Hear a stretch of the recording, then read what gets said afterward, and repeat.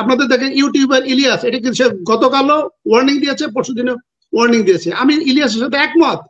এবং এই হত্যাকাণ্ড আরো ঘটবে। আপনি দেখেন আপনার জয়পুরহাটের এক আসনের এমপি গুরুতর অসুস্থ, তার মানে শেখ হাসিনা তার নিজের লোককে এখন হত্যা করবে এবং আমার পুলিশ এবং আনসারকে হত্যা করবে, এরা করছে। এবং আমার ঢাকা জেলায় বস্তিতে প্রফেশনাল কিলার পাওয়া যায়, যাদেরকে আপনি 50,000 টাকা দিলে সে মানুষ খুন করবে। যে কাজটা করছে ভারতের যে কাজটা করছে, তারা এগুলো প্রযোজনা করছে। হ্যাঁ, আমাদের প্রত্যেকটা স্টেক হোল্ডার প্রত্যেকটা জায়গায় জায়গায় আছে, তারা এগুলো তো আপনাদের এই প্রোগ্রামগুলো সংক্ষেপ করেন করে আপনারা কালকে পরশু যত তাড়াতাড়ি পারেন আপনারা গণভবন ঘেরাও করে, যত তাড়াতাড়ি এটা করা যাবে তত তাড়াতাড়ি হত্যাযোগ্যটা কম হবে। কারণ শেখ হাসিনা তো আরো লাশ চাচ্ছে। এই যে এখন সিরাজগঞ্জে যে পুলিশের যে থানা এনায়েতপুরে 11 জনকে হত্যাকাণ্ড মানে হত্যা করা হয়েছে, আপনি কি মনে করেন এটা সাধারণ জনগণ হত্যা করেছে? এটি এবং এটি যে আপনাদের দেখে হত্যা করবে, সেনাবাহিনীকে আক্রমণ করতে পারবে না, কারণ সেনাবাহিনীর কাছে অস্ত্র বেশি। ইভেন যে র্যাপিড অ্যাকশন ব্যাটালিয়ন বা বিজিবিকে আক্রমণ করাটা ডিফিকাল্ট, তাদের কাছে অস্ত্র বেশি। মূলত টার্গেট হবে হচ্ছে পুলিশ এবং আনসার। আপনি দেখবেন আগামী 2-3 দিনে কিন্তু আরো হত্যাকাণ্ড ঘটবে। এগুলো শেখ হাসিনা করবে কেন? করবে হলো আন্তর্জাতিক মহল বা ভারতের মাধ্যমে আন্তর্জাতিক মহলকে বোঝাবে যে জামাত শিবিরকে যে তোমরা নিষিদ্ধ করেছি, এই জামাত শিবির এই হত্যাকাণ্ড গুলো ঘটেছে এবং পুলিশকে হত্যা করছে। এই জন্য আমি আপনার মাধ্যমে আমার এই পুলিশ ভাইরা, পুলিশ সহকর্মী, জুনিয়র সিনিয়র যারা আছে, আপনারা কিন্তু হত্যাকাণ্ডের শিকার হবেন এবং শেখ হাসিনা কিন্তু তার শেষ রক্ষার্থে এই কাজটি করবে। সংখ্যক বিএনপি জামাতে নেতাকর্মীকে হত্যা করা হয়েছে। তখন সেনাবাহিনী এখন যে ভূমিকাটা নিচ্ছে, এই ভূমিকাটা 10 ভাগের 1 ভাগও যদি ভূমিকাটা নিত, তাহলে তো শেখ হাসিনা যে খুনি শেখ হাসিনা আমরা বলছি, এটা কিন্তু হতে পারতো না। তো এখন আমাদের আদালতের যে অবস্থা এবং গত 16 বছরে যে হাইকোর্টের এবং অ্যাপিলেট ডিভিশন এবং চিফ জাস্টিস যাদেরকে নিয়োগ করা হয়েছে এবং ভবিষ্যতে নিয়োগ করা হবে, এদের কাছ থেকে জনগণের পক্ষে তারা কোনো রায় দিবে, অথবা গত 16 বছর ধরে আমরা শুধু সেনাবাহিনীকে দোষারোপ করি যে সেনাবাহিনী কেন এটা করে না, সেনাবাহিনী কেন এটা করে না, সেনাবাহিনী কেন ক্ষমতা নেয় না। তাই এটা সব দায়িত্ব কি সেনাবাহিনী? আর কোনো স্টেক হোল্ডার, আর কোনো প্রতিষ্ঠানের কি দায়িত্ব নাই? এবং সেনাবাহিনী নিরপেক্ষভাবে দায়িত্ব পালন করে বলে মানুষ তাকে সেনাবাহিনী বলে, দেশপ্রেমিক বলে এবং মানুষের শেষ আস্থার প্রতীক হিসেবে গণ্য করে।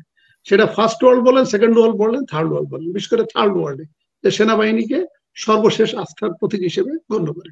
কারণ কোন পলিটিক্যাল শাসক যখন ডিক্টেটর হয়ে যায়, অথবা কোনো সেনা শাসক ক্ষমতায় এসে পরবর্তীতে যদি সে ডিক্টেটর হয়ে যায়, তাহলে তাকে জনগণের পক্ষে ক্ষমতাচ্যুত করা খুব ডিফিকাল্ট হয়ে যায়। তাহলে সেই ক্ষেত্রে 2টা স্টেক হোল্ডার ক্ষমতাচ্যুত করতে পারে, একটি হচ্ছে সেনাবাহিনী আর একটি হচ্ছে আদালত।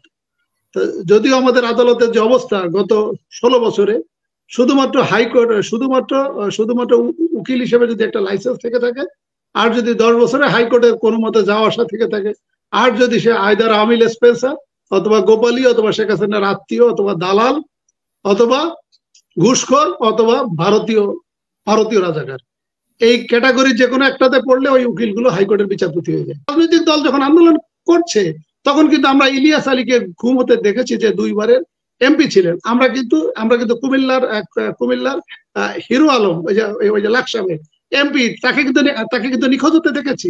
আমরা কিন্তু ঢাকার ওয়ার্ড কমিশনার চৌধুরী আলম, তাকে কিন্তু আমরা নিখোঁজ হতে দেখেছি। আমরা কিন্তু বিএনপির সালাউদ্দিন আহমেদ, তাকে কিন্তু আমরা ইন্ডিয়ায় নিয়ে ফেলে আসা হয়েছে তাকে, এটা কিন্তু আমরা দেখেছি। এবং ওই সময় আমরা নাম জানা অজানা অসংখ্য বিএনপি জামাতে নেতাকর্মীকে হত্যা করা হয়েছে।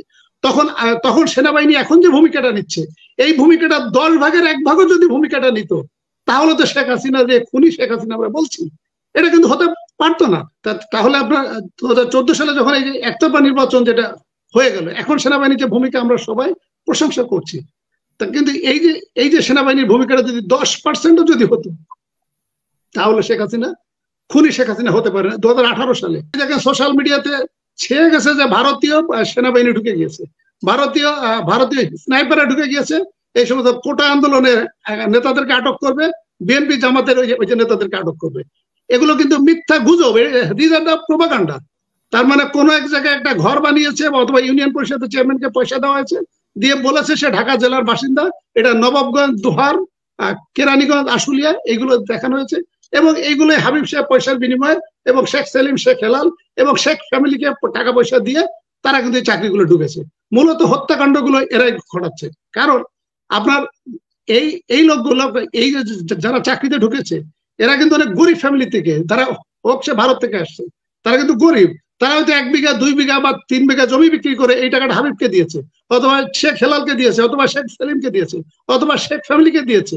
এখন সে ভাবছে যদি শেখ হাসিনা ক্ষমতাচ্যুত হয়ে যায়, আমার হাবিব সাহেব যদি ক্ষমতাচ্যুত হয়ে যায়, তাহলে আমি তো ভুয়া ঠিকানায় যেহেতু চাকরিতে ঢুকেছি, তাহলে তো আমার চাকরি থাকবে না। তো মূলত কিলিং এর কাজগুলো এরা করছে। এবং আমার ঢাকা জেলায় বস্তিতে প্রফেশনাল কিলার পাওয়া যায়, যাদেরকে আপনি 50,000 টাকা দিলে সে মানুষ খুন করবে। যে কাজটা করছে ভারতের র, যে কাজটা করছে তারা এগুলো প্রযোজনা করছে।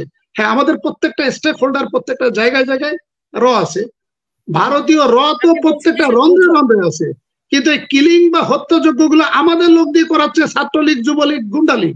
আমাদের পুলিশের ইউনিফর্ম আপনি পলয়েতে গেলে 300 টাকায় ইউনিফর্ম আপনি কিনতে পাওয়া যায়। অস্ত্র দিচ্ছে গভর্নমেন্ট, সার্ভিস অস্ত্র দিচ্ছে। আমাদের পুলিশের অস্ত্রাগার থেকে তারা অস্ত্র নিচ্ছে, তারাই এই হত্যাকাণ্ড গুলো ঘটাচ্ছে। আচ্ছা, আমি আপনাকে সহজে বলি, 2024 সালে যে নির্বাচনটা হলো, 5 জন ইলেকশন কমিশন হচ্ছিল, এরা কি ভারতীয় নাগরিক? এরা আমার যে আইন সচিব, জনপ্রশাসন সচিব, পররাষ্ট্র সচিব, ইনফরমেশন সচিব, এরা কি কেউ ভারতীয় নাগরিক? আমার যে ওই মন্ত্রীগণ ছিল, এরা কি ভারতীয় নাগরিক? আমার যে সেনা প্রধান ছিল জেনারেল শফিউদ্দিন, উনি কি ভারতীয় নাগরিক? আমার যে জেনারেল আজিজ, উনি কি ভারতীয় নাগরিক? তো তাহলে আমার র যদি আমার এই যে যারা এখানে আছে, তারা যদি ভারতীয় দালাল হিসেবে কাজ করে, ভারতীয় রাজাকার হিসেবে কাজ করে, তাহলে ভারত কেন পুলিশ বা তার সৈন্যবাহিনী পাঠাবে? এটা তো আপনাকে বুঝতে হবে। আমার বাংলাদেশ একটা স্বাধীন দেশ। তাহলে এক্সিটের উপায় কি? এক্সিটের উপায় হচ্ছে সেনাবাহিনী অনিয়ন্ত্রিত ভাবে যখন দায়িত্ব পালন করে, তখন সেটা হলো যে ডাইরেক্ট ক্ষমতা নিয়ে নেওয়া, এবং তারা ওই যে মার্শাল্লাহ দেয়, অথবা কোনো রাজনৈতিক দল গঠন করে, এবং তারা ক্ষমতা কন্টিনিউ করে, এবং তারা পরবর্তীতে পার্লামেন্টে অ্যামেন্ডমেন্ট দিয়ে এটা কনস্টিটিউশনে পার্ট করে ফেলে।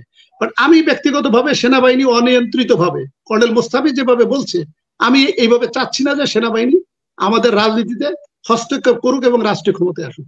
আমার যেটা চাওয়া, আমার যেটা আশা, সেনাবাহিনী নিরপেক্ষভাবে দায়িত্ব পালন করে।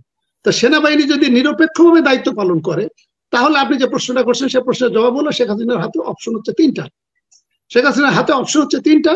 শেখ হাসিনা এখন জরুরি ভিত্তিতে যে আরাফাত যেটা দেখলাম, ঢাকা ইউনিভার্সিটির এক দল শিক্ষক দালালকে দিয়ে প্রস্তাব দিয়েছে যে কেয়ারটেকার গভর্নমেন্ট একটা প্রস্তাব, যেটা 2014 সালে তাদেরকে আলোচনা করানো যায় নাই, 2018-তে করানো যায় নাই, 2024-এ করানো যায় না। এখন ওনারা আলোচনার প্রস্তাব দিচ্ছে, ভালো কথা। আপনার অপোজিশন কারোর সাথে আলাপ করার দরকার নেই। আপনার পার্লামেন্টে 2/3 মেজরিটি আছে, আপনি 1 ঘন্টায় এই কেয়ারটেকার গভর্নমেন্টের বিলটা পাস করে আপনি পদত্যাগ করেন। অপশন 1। অপশন 2 হচ্ছে আপনার পার্লামেন্টের 2/3 মেজরিটি আছে, আপনি শেখ হাসিনা পদত্যাগ করেন, অথবা 176 জন, 350 জনের এমপির 176 জন অনাস্থা আনলে উনি প্রধানমন্ত্রী থাকবেন না, রাষ্ট্রপতি ওনাকে অপসারণ করবে। তাহলে আওয়ামী লীগের যে 300 জনের ভিতর অপোজিশন যদি কাউকে আপত্তি না দেয়, তাহলে এর ভিতরে একজনকে প্রধানমন্ত্রী হিসেবে নিয়োগ করুক, করে পার্লামেন্ট ডিজলভ করে দিই। পার্লামেন্ট ডিজলভ করে দিলে তখন 15 জন বা 20 জন উনি ওই যে মন্ত্রী পরিষদ গঠন করুক। ওই যে বিএনপি থেকে 5 জন আনুক, আওয়ামী লীগ থেকে 5 জন আনুক, ওই যে নিরপেক্ষ 5 জন আনুক, অন্যান্য ক্ষেত্রে 5 জন আনুক, এবং যারা নিরপেক্ষ তারা হোম, জনপ্রশাসন, আইন, ইনফরমেশনে থাকুক। এবং রুলস অফ বিজনেস 1986 যারা ইলেকশনকে ইনফ্লুয়েন্স করতে পারে, সেটা হলো ডিস্ট্রিক্ট এসপি, ডিস্ট্রিক্ট ম্যাজিস্ট্রেট, আনসারের লেফটেন্যান্ট কর্নেল, বিডিআর এর লেফটেন্যান্ট কর্নেল, সেনাবাহিনীর লেফটেন্যান্ট কর্নেল, এদের পোস্টিং এর কনফার্মেশনটা করে হলো প্রধানমন্ত্রী। তাহলে রুলস অফ বিজনেস 1986 যদি চেঞ্জ করে বলে নির্বাচনকালীন সময়ে এই ক্ষমতাটা হোম মিনিস্টারের কাছে থাকবে, সেটা ইলেকশন কমিশনের সম্মতিতে হোম মিনিস্টারের কাছে থাকবে। তাহলে যিনি নিরপেক্ষ ব্যক্তি হোম মিনিস্টার থাকবে, তাহলে তো আমার এই কেয়ারটেকার গভর্নমেন্টে কোনো সমস্যা নাই। এটা হচ্ছে অপশন 2। অপশন 3 হচ্ছে এরশাদ সাহেব যেভাবে ক্ষমতা ছেড়ে দিয়েছিলেন, উনি আপাতত প্রেসিডেন্টের কাছে ক্ষমতা ছেড়ে দিন, পরে প্রেসিডেন্ট সবার সাথে আলোচনা করে একজন গ্রহণযোগ্য ব্যক্তিকে প্রধানমন্ত্রী হিসেবে নিয়োগ করে, একইভাবে পার্লামেন্ট ডিজলভ হয়ে যাবে, পার্লামেন্ট ভেঙে যাবে, 15-20 জনের একটা সংক্ষিপ্ত মন্ত্রী পরিষদ হবে, 3 মাস বা 6 মাস যতদিন তারা থাকে, ইলেকশন করে দিয়ে ক্ষমতা হস্তান্তর করবে। এটা যদিও টেম্পোরারি অসাংবিধানিক হবে, বাট এটা যখন পার্লামেন্ট চালু হয়ে যাবে, তখন এটা 2/3 মেজরিটি দিয়ে এটা 18তম সংশোধনী হবে। 18তম সংশোধনী হলে that will be the part of the constitution, যেভাবে আমাদের শাহাবুদ্দিন সাহেবের সময় হয়েছিল 12তম সংশোধনী। এখন যেহেতু আপনার সময় লিমিটেশন আছে, আর 1 মিনিট নিচ্ছি। এখন তাহলে এটা আরেকটা সাজেশন কি, আমি মুস্তাফিজের সাথে এখানে একমত। এখানে দ্রুত ছাত্রদেরকে আমি উদাত্ত আহ্বান জানাচ্ছি, আপনারা গুজবে কান দিবেন না। কোন ভারতীয় পুলিশ এখানে ঢোকে নাই, ভারতীয় সেনাবাহিনী এখানে ঢোকে নাই। This are the propaganda, this are the গুজব। যাতে আপনারা ডিসপার্স হয়ে যান, যাতে আপনারা বাবা মা অভিভাবকরা যাতে ভয় পেয়ে যায়, যাতে আপনাদেরকে যাতে বলে যে না তোমরা এই আন্দোলনে যেও না, ভারতীয় সৈন্যবাহিনী ঢুকে গিয়েছে, ভারতীয় পুলিশ ঢুকে গেছে। তো আপনারা দ্রুত আপনাদের এই প্রোগ্রামগুলো সংক্ষেপ করেন, করে আপনারা কালকে পরশু যত তাড়াতাড়ি পারেন আপনারা গণভবন ঘেরাও করে, যত তাড়াতাড়ি এটা করা যাবে তত তাড়াতাড়ি হত্যাযজ্ঞটা কম হবে। কারণ শেখ হাসিনা তো আরো লাশ চাচ্ছে, আরো লাশ চাচ্ছে। এখন ওই যে মোস্তাফি যে কথাটা বললেন যে যখন এই গণভবন ঘেরাও কর্মসূচি দিবে তখন বিএনপি জামায়াতের সাথে যে কাজগুলো করেছিল সকল যানবাহন বন্ধ করে দিবে। সেখানে যদি বন্ধ যদি করে, ঢাকাতে 1.5 কোটি লোকের বাস, যদি ঢাকার সকল অভিভাবক বাচ্চা সহ যদি নেমে আসে, শুধু যার যার বাসার সামনে যদি নেমে আসে এবং তারা যদি হাঁটা শুরু করে গণভবনে আসে, তাহলে শেখ হাসিনা কি করবে? কিছুই করতে পারবে না। And finding no other alternative, তাকে ক্ষমতা ছাড়তে হবে। আমি সেনাবাহিনীকে আমি স্যালুট জানাচ্ছি যে 18 বছর পরে তাদের বোধগম্য হয়েছে এবং তারা যে শেষ মুহূর্তে জনগণের পক্ষ নিয়েছে, এইটুকুই যদি তারা পক্ষ নেয় এবং আমার ঢাকা শহরের 1.5 কোটি 1 কোটি জনগণ যদি গণভবনে এসে ঘেরাও করে, তাহলে শেখ হাসিনা ক্ষমতাচ্যুত হতে ওই বাধ্য হবে। আর আমি পুলিশ ভাইদেরকে বলবো, বিশেষ করে আনসার ভাইদেরকে বলবো, আপনারা সতর্ক হন। আক্রমণ করতে আসলে আপনারা প্রতিঘাত করেন, প্রতিহত করেন এবং হত্যা করেন। এবং হত্যা করে আপনি দেখেন যে তারা ভারতীয় নাগরিক কিনা, আপনি খুঁজে দেখবেন তারা কেউ ভারতীয় নাগরিক না, আইদার আওয়ামী লীগের গুন্ডা বাহিনী অথবা ছাত্রলীগ, যুবলীগ অথবা ওই যে হাবিবের নিয়োগকৃত